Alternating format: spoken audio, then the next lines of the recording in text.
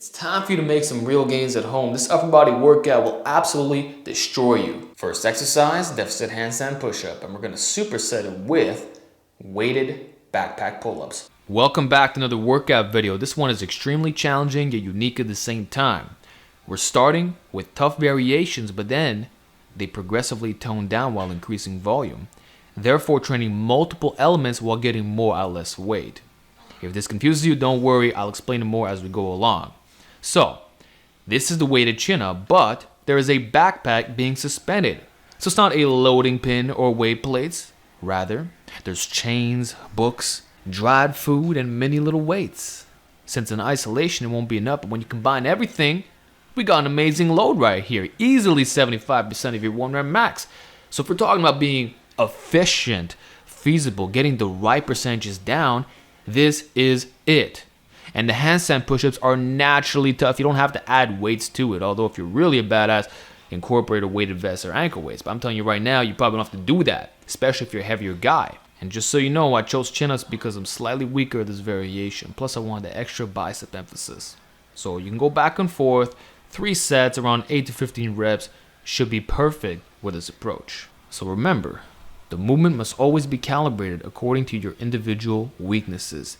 That's why I'm doing what I do here. And by the way, variation can also include tempo. Although the vast majority of you guys watching this video will just be banging it out, especially on those handstands. So this is definitely my favorite movement for getting boulder shoulders while also yielding amazing carryover to dips, push-ups, and even lifting. And we're not calisthenics athletes, we're not doing it for the balance. So this is a step down in terms of variations, but still up there enough to get an optimal hypertrophic and strength response. And yeah, here's the final set. This variation is actually hard. It's pretty much the same that you would see in my regular workout videos. No difference whatsoever. Only thing is, it's a backpack, not a loading pin with plates. So if you can mimic this setup, I recommend doing so since you know that weighted calisthenics is effective for building strength and size. Now we're going to hit some weighted dips with the backpack. And for extra difficulty, put a band around your neck. As you go through the range of motion, the band lengthens, therefore giving you peak tension at the lockout. Really destroys the triceps and allows you to get more out of less weight, especially if you're limited right now. Then we're going to superset it with band rows to failure. And for an extra effect, do a triple drop set every single time. So if you want to talk about creative dips, this is definitely one of them. We're doing weighted with a freaking backpack, and then there's a band around our neck so we're getting peak tension at the lockout. It's basically accommodating resistance for calisthenics. Lots of guys do this for bench press, myself included, but very few on dips. And I say, why not incorporate the same strength training principles apply? And it's tough as nails. You're seeing what I'm going through, the struggle, it's out of this world. And to complement it, we're smashing the horizontal pull. Band rows do an excellent job at thickening up the upper back, especially when you're getting close to failure. And that's the key benefit in doing drop sets. We're performing it with double lights, double monsters, and double minis. In this way, you don't need heavy barbell or dumbbell rows. It feels heavy enough. And it's a great cable substitute. So in terms of home training, there's a very versatile option that actually works. And something that I've been doing for a very long time. So here's the second set of dips. You see how much I'm struggling? I told you these are not easy. And even my form is starting to break down a little bit. So heck, maybe I should lower the band tension very slightly. Like I said, it's accommodating resistance. Here you can see the back is getting pumped. I'm squeezing and using higher reps. And yeah, there's the final set of dips. Form looked a little bit better here. Basically, you want to look down at the bottom, up at the top. Reason being, the bands create an unstable environment, kind of mimicking a ring dip. And your torso could be moving all over the place. So although this is harder than keeping your head completely down, it's smoother, which is what you want. Form breakdown is never ideal with calisthenics or just training in general. So even though I'm not perfect here, it definitely looks better, especially as we're approaching failure. So here's the final set of rows. Takes a while to hit failure, but upon doing so, it is very satisfying. Now that we're pre-exhausted, we're going to do 15 down pull-ups and push-ups. You can do no rest or very little. And yeah, there's a band. You'll need it, trust me. So this could literally be a complete workout by itself. You just have to up the reps a little bit more. And I'm still going to recommend that you use that as a progression. So this is 15 down pull-ups and push-ups. But I recommend that over time you bring the 16, 17, all the way to 20 plus. That's how you're really going to maximize your gains. Although I understand that starting off, you won't be able to do so. Take me, for example. I'm doing with a band. Like, my first few sets is with a mini, but then it gets so challenging and I'm forced to use a monster. And it's not until the very end, where there's only 5 reps left, where I can actually use my body weight again. So even if you're extremely strong at pull-ups, I highly doubt that you'll need more on this for now.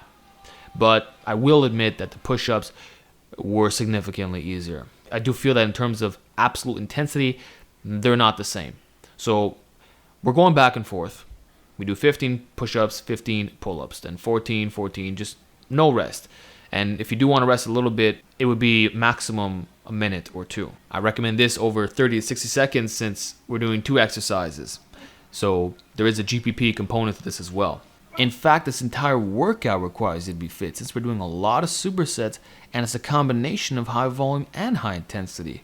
So definitely not a workout for novice lifters. And even though 15 down seems like it would be easier, trust me, by this part of the workout, it is something else. And that's why I'm struggling. The pump is out of this world. And like I said, like I keep saying in pretty much all my home workouts, this is comparable to standard weight training.